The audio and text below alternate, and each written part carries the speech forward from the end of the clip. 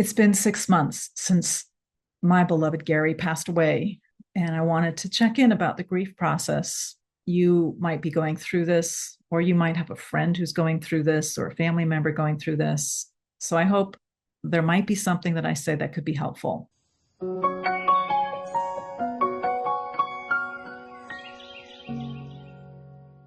It's different for every person, but this is a little bit about how it's been for me.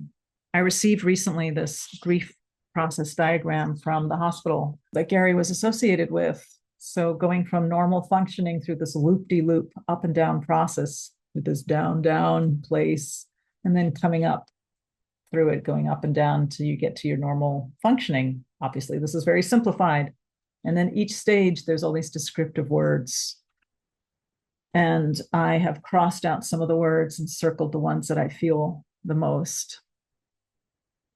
I'm just observing the grief process in my own being, because having a little bit of a self-observation is just a way of not being completely caught up in the experience without any reflection. So I'm pausing here to reflect. They talk about the shock at the beginning. And my first thought was, yeah, I'm not that shocked because Gary was very ill for a long time. And then he died. But in a way, I am shocked. And I realize I am shocked over and over and over again, because I think it's very normal to reach out to your loved one, to want to touch them, to want to tell them what happened in your day, to talk to them about current events, and they're not there. And each time I realize, oh, Gary's not here, it's like a little shock. It's not like I'm going around in any way hysterical or over the top, but it's just like a little shock. My beloved is just not here. I'm wearing his shirt, by the way. He loved mountains. And then I do ride waves of grief that feel like a freight train of extreme sadness that just comes roaring in through my heart. But it also roars out. It's like riding a wave. It feels very intense at the moment, but it lasts anywhere from 30 seconds to 5 minutes. And then it passes. And then 20 minutes later, I'm like, I feel perfectly normal. What just happened? I remind myself this is normal. This is natural. And, through all time, human beings have had to deal with each other dying and forming these bonds of attachment and love that we have for each other that help us all survive. And then we lose each other. I've also just have felt more of a sense of the afterlife and where Gary is now, even though I've always had some awareness of the divine and sense of consciousness beyond just the physical body. The natural yearning to connect with this man that I love and miss so much helped me kind of tune into this place in the afterlife. I know that Gary is better off right now because he's free of all the suffering. And he's gone through an amazing transition. And I do feel proud that I helped him transition in a peaceful way that helped him be open to being in this new, beautiful place. I think it was very well described in that movie Flow that came out. It's an animated movie with animals as the main characters. And at one point, this big, beautiful bird and his friend, the cat, are going along, and the bird, clearly he dies because he goes up to this beautiful light. I mean, it's extraordinary. The colors in this movie are extraordinary. And then they just amazing colors in this scene. And I knew that this bird was dying and going to heaven.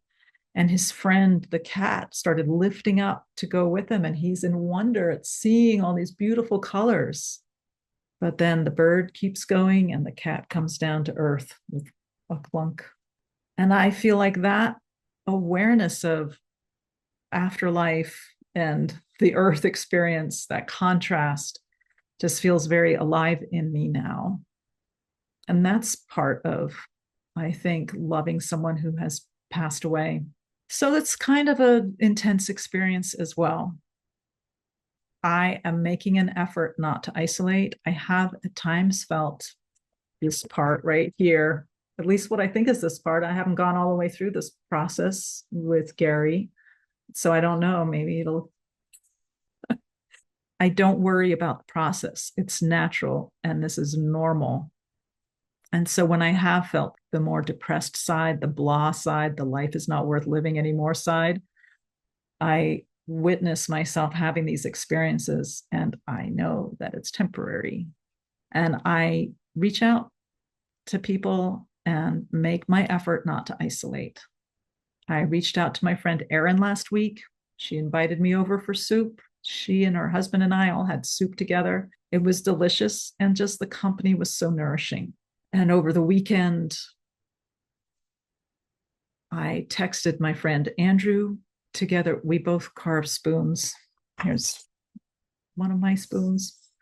And it's a very peaceful hobby to have. And we just carve and chat together, and time passes. And I'm very grateful for the company.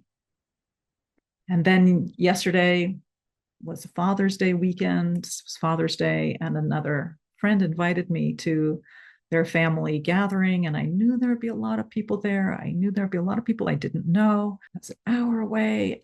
Like, oh, I just want to stay home.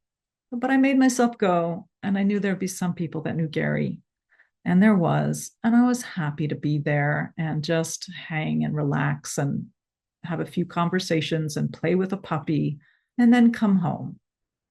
And so I think this piece about not isolating is really important. There's a draw to just go into a cave and just close the door for 6 months or a year, but I'm not going to do that. I know that's not healthy. I know that human companionship is nourishing, even if it's a 5-minute talk by the side of the road with a neighbor. It is nourishing and it is helpful. In summary, some of the things to do that I find helpful are to remind yourself this is a normal process. All your ancestors, all your loved ones, we all go through this because we create these strong bonds of love and attachment in order to survive. And then we lose each other. And it's normal and it's natural to have these very strong, powerful, intense feelings of loss. And I think it's actually helpful for us to develop a sense of what might exist beyond this human frame. You know, many people just think, okay, we're biological and we'll just melt, but still, even that, all the molecules that form you will disperse one way or the other. It is a profound thing. The other thing that's helpful is the strong waves of emotion can be ridden, they pass, and not to isolate. And if you are offered some grief counseling, I would give it a shot, because having that time where you don't need to talk about anything else, you don't need to take care of the other person, you just need to talk about your own experience of grief.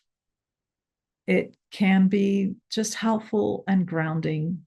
This is where I'm at today, and someone is listening to me. And I don't have to be self-conscious that I'm burdening them because that's their job. So I hope this is helpful. If anything resonates, great. If it doesn't, that's all right. If you have a loved one, a family member, a friend who is in the bereavement process, just give them a call and see if they want to meet for lunch, go for a walk, talk on the phone for a few minutes. Just check in with them. You'll help pass the time with them where they won't be alone all the time with these strong feelings. You don't have to, you cannot solve it for them. You will not be able to solve it for them, but you can companion them for a few minutes and just listen while they share exactly where they're at if they feel up to it. So this is something we're all going to experience.